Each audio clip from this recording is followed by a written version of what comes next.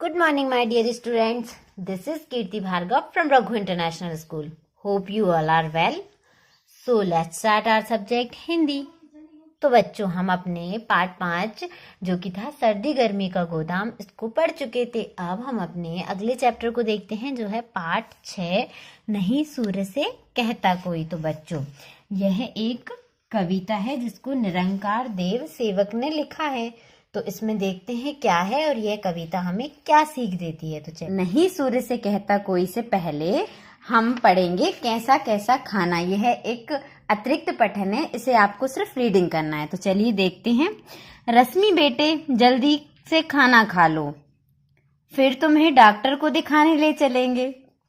दवा खाना. रश्मि और उसकी माँ दवा खाना पहुंचते हैं. डॉक्टर साहब, यह खांसी तो इसकी सेहत और पढ़ाई दोनों को ही खराब कर देगी. तो डॉक्टर साहब कहते हैं, ये गोलियां दिन में 2 बार और ये वाली 3 बार खानी है. रश्मि मम्मी के साथ लौटते हुए देखती है कबाड़ खाना और फिर देखती है जेल खाना. तो फिर वह कहती है कबाड़ खाना, जेल खाना. मम्मी, यह क्या है और वह क्या? वाह, खाने वाला भी खाना और इसमें भी खाना. रामपुर स्टेशन के पास पहुंचते हैं. वहां उन्हें दिखता है मुसाफिर खाना. अब सामने क्या है? मुसाफिर खाना. फिर वह और आगे बढ़ती हैं. उन्हें दिखता है पंजाबी खाना. वहां पर लिखा हुआ होता है tandoori dhaba, chicken curry, fish curry, mutton curry, dal मखानी, दाल तड़का, राजमा चावल, कड़ी चावल. फिर वह और आगे जाती हैं. वहां राजस्थानी खाना, दाल बाटी चूरमा. स्वागत है, कुछ खा लें? हाँ, घर पहुंचकर दवाई खा लेना, रश्मि अपनी माँ से कहती है. और वह और आगे बढ़ती हैं तो उन्हें दिखता है इस्पात का कारखाना. तो रश्मि अपनी माँ से पूछती है, मम्मी, कारखाने में क्या लोग कारों को खाते हैं? साउथ इंडियन खाना. जब रश्मि और उनकी माँ थोड़े आगे बढ़ती हैं तो उन्हें साउथ इंडियन खाना दिखता है. सांबर, वड़ा, इडली, डोसा, थाली. फिर रश्मि और उसकी माँ को एक और औरत मिलती है. आपका कुत्ता क्या खाता है? जी, यह काट खाता है. रश्मि मम्मी के साथ जाते हुए रास्ते में झील का दृश्य. मम्मी, इतने सारे लोग यहाँ क्यों आए हैं? ये आए हैं घूमने फिरने, हवा खाने. अब यहाँ पर है रश्मि के घर का दृश्य. रश्मि, चुपचाप दवा खाओ और सो जाओ. मम्मी, लोग हवा कैसे खाते होंगे? अगर तुमने सिर खाया तो डांट खाओगी, समझी? तो बच्चों, यह तो हुआ आपका कैसा कैसा खाना जिसकी आपको रीडिंग करना है. तो चलिए अब हम अपने पार्ट 6 को पढ़ते हैं.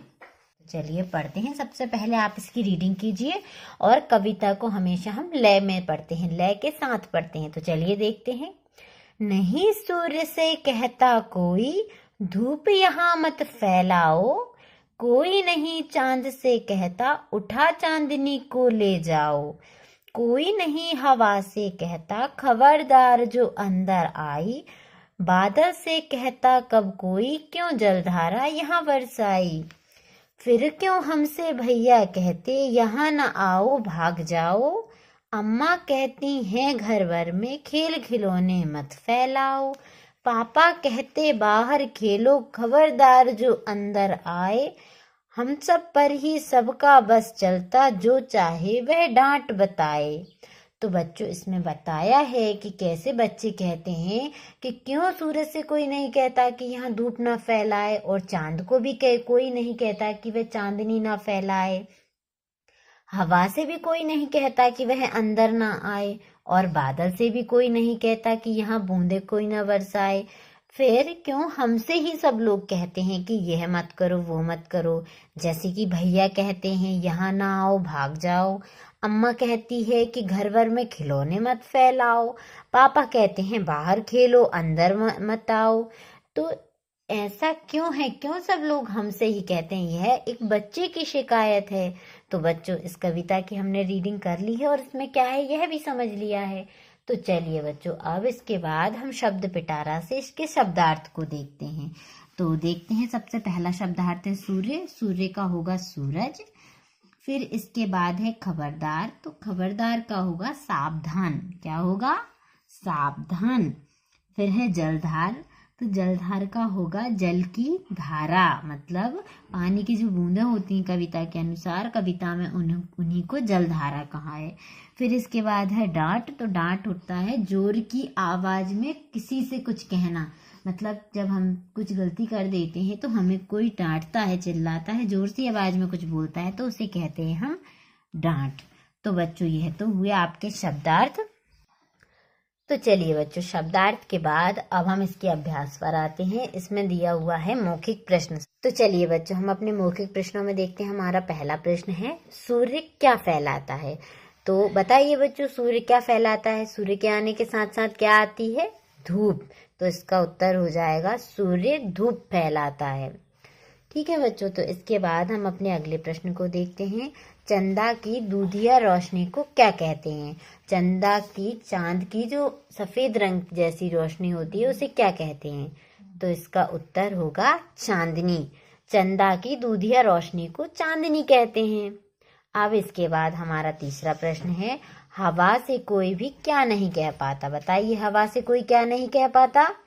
अंदर ना आओ। कोई हवा से कोई नहीं कह पाता कि खबरदार जो अंदर आई, मतलब अंदर मत आओ। हवा तो हर जगह पहुंच जाती है। तो चलिए बच्चों, अब इसके बाद हम अपने अगले प्रश्न को देखते हैं। छोटे बच्चे को सारे घर से किस बात की शिकायत है? हमें बताना है कि जो छोटा बच्चा है उसे सारे घर से किस बात की शिकायत है। तो इसका उत्तर है, छोटे बच्चे को सारे घर से शिकायत है कि उसे सभी डांट कर भगा देते हैं। ठीक है बच्चों, तो चलिए यह तो हुए आपके मौखिक प्रश्न। अब इन मौखिक प्रश्नों के बाद हम देखते हैं अपने अगले प्रश्न को। तो चलिए बच्चों, अब हम अपने पहले प्रश्न को देखते हैं। कविता की पंक्तियों को पूरा कीजिए। तो इसमें आपको एक कविता की पंक्तियां लिखी हुई हैं जिन्हें छोड़ा गया है बीच में, तो इन्हें आपको कविता में से देखकर पूरा करना है। नहीं सूर्य से कहता कोई, इसके बाद कौन सी लाइन आएगी? कोई नहीं चांद से कहता। फिर इसके बाद जो खाली लाइनें हैं। तो चलिए बच्चों, अब हम देखते हैं अपने दूसरे प्रश्न को, जो कि है एक दूसरे से जुड़े शब्दों के जोड़े बनाइए। तो सूर्य, सूर्य का हो जाएगा धूप, क्योंकि सूर्य धूप से संबंधित है। फिर है चांद। तो बताइए, चांद किस चीज से संबंधित है? चांदनी से। तो चांद का हो जाएगा चांदनी। फिर है बादल। तो बादल का क्या होगा? जलधार। फिर है बच्चा। तो बच्चा का हो जाएगा खेल खिलौने। और पापा, पापा का होगा खबरदार। पापा डांटते हैं ना, खबरदार जो ऐसा काम किया, तो पापा का हो जाएगा खबरदार। तो बच्चों, यह तो हुए आपके एक दूसरे के साथ जोड़े मिलाओ।